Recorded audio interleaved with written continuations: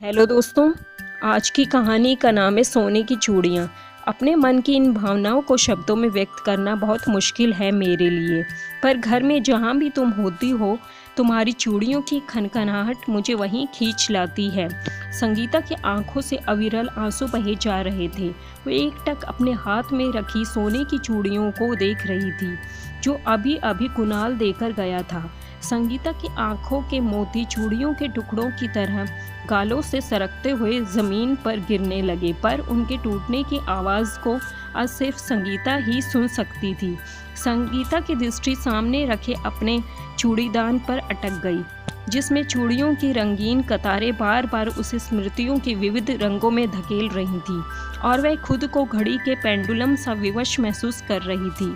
Pendulum जो समय की नित्य बढ़ती यात्रा में बार बार आगे पीछे होने के लिए विवश था, पर अपनी जगह अटका हुआ था।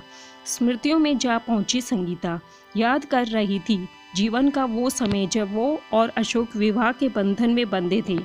विवाह के अवसर पर संगीता के घर वालों ने अपनी हैसियत के अनुसार उसे बहुत कुछ दिया था, बस उसके पिता संगीता के लिए सोने की चूड़ियाँ नहीं बनवा पाए थे। संगीता को पूरी आशा थी कि उसका पति उसके इस शौक को जरूर पूरा करेगा, क्योंकि उसे पति भी ऐसा मिला था जो उसे बहुत प्यार करता था। शादी के बाद जब वो पहली बार अशोक के साथ घूमने गई तो उसने सर्वप्रथम संगीता को लाल रंग की चूड़ियाँ पहनवाई और उसके हाथों को अपने हाथों में लेकर प्यार से उसकी आंखों में आंखें डालकर कहा था, इन चूड़ियों की खनक मैं सदैव सुनना चाहूँगा संगीता।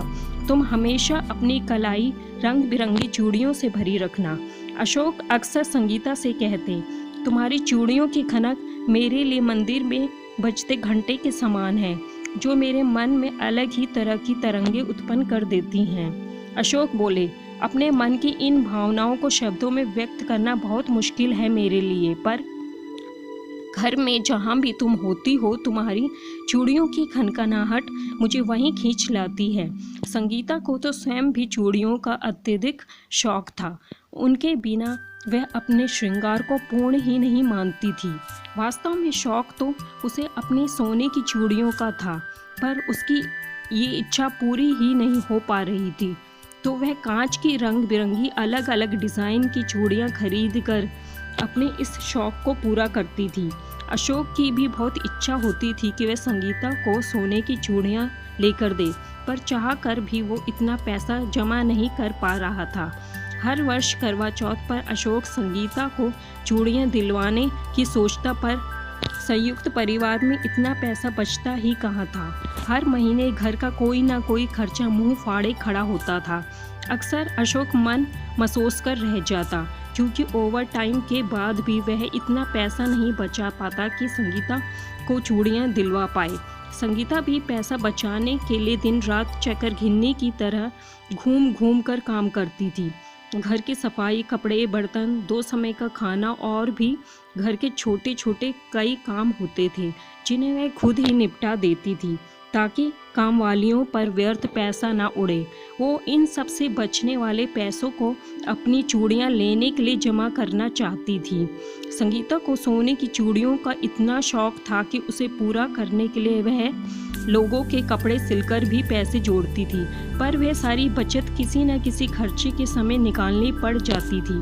कभी बच्चों की पढ़ाई, कभी माँ की बीमारी, ननद देवर की शादी कर फारिग हुई तो अपने बच्चों की शादी की चिंता सताने लगी थी। बेटी सुहानी का ध्यान तो पढ़ने में ज़्यादा लगता नहीं था, अतः बीए करते ही एक अच्छा घर वर देखकर उसकी शादी कर दी। बेटा विदेश में बसना चाहता था, उसे वहाँ भेजने के लिए भी एक बड़ी रकम की आवश्यकता थी। समय बीतता गया, संगीता यूं ही बचत करती और यूं ही ज़रूरतें पैदा होती जाती, और संगीता यूं ही भली बन बचत निकाल रिश्तों पर लुटाती चली गई। चूड़ियाँ खरीदने की उसकी इच्छा सर्वोपरि होते हुए भी सर्वोपरि नहीं थी। उसकी यह इच्छा सदैव अन्य आवश्यकताओं की भेंट चढ़ती रही। बच्चों की शादी के बाद प्राइवेट नौकरी से अवकाश प्राप्त कर चुके अशोक के पास अब ना तो कोई पेंशन थी और ना ही कोई खास सेविंग बची थी। ऐसे ही सारी उम्र निकली जा रही थी, पर संगीता के मन के भीतर किसी एक कोने में सोने की चूड़ियां लेने की इच्छा अभी भी उफान मारती थी, लेकिन अन्य खर्च देखकर दब जाती थी। समय समय पर ये इच्छा यदा कदा हिलोरे लेने लगती थी, पर संगीता के लिए घर परिवार सर्वोपरि था। जिसकी कर्मभूमि से वह जुड़ी हुई थी वही उसका जीवन था। उसके लिए सब कुछ उसका परिवार ही था। ऐसे तो संगीता हमेशा अपने हाथों में कांच की चूड़ियां पहनी रखती थी, उसके सुहाग की सलामती की निशानी जो थी वह। पर संगीता भूल गई कि चूड़ियों की नश्वरता की तरह ये जीवन भी नश्वर है। संगीता गहरे सदमे में थी, उसकी जिंदगी पूरी तरह बिखर गई थी। उसका अशोक उसे अकेले रोते बिलखते छोड़कर चला गया था इस दुनिया से हमेशा के लिए। अकेली बैठी संगीता अपनी सूनी कलाई देख रही थी, जिसमें अब वो अपने पति के प्यार की रंग बिरंगी कांच की चूड़ियां कभी नहीं पहन पाएगी। बेटे बहू को भी उसकी सूनी कलाई अच्छी नहीं लग रही थी, क्योंकि सदा से ही उन्होंने माँ की कलाई भरी देखी थी। माँ के हाथों में सोने की चूड़ियां रखते हुए कुणाल ने कहा, इन्हें पहन लीजिए माँ, कोई भी और ज़रूरत होगी तो बोलिएगा ज़रूर। माँ, हाँ अब हम लोग निकलते हैं, छुट्टी भी इससे ज़्यादा नहीं मिलेगी।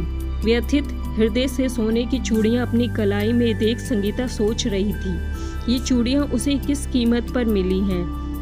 क्यों उसके सुहाग को ही उसके हाथ में ये चूड़ियां देखना नसीब नहीं था? अब संगीता को लग रहा था इससे अच्छी तो वो कांच की चूड़ियां ही थी जो अशोक के प्यार में खनकती रहती थी। इन चूड़ियों के एवज में मुझे ये जो एकाकी जीवन मिला है, क्या ये चूड़ियां मेरे इस अकेलेपन का साथी बनने आई हैं? दोस्तों, आपको ये कहानी पसंद आई तो प्लीज़ इसको लाइक शेयर और सब्सक्राइब करना ना भूलें। धन्यवाद।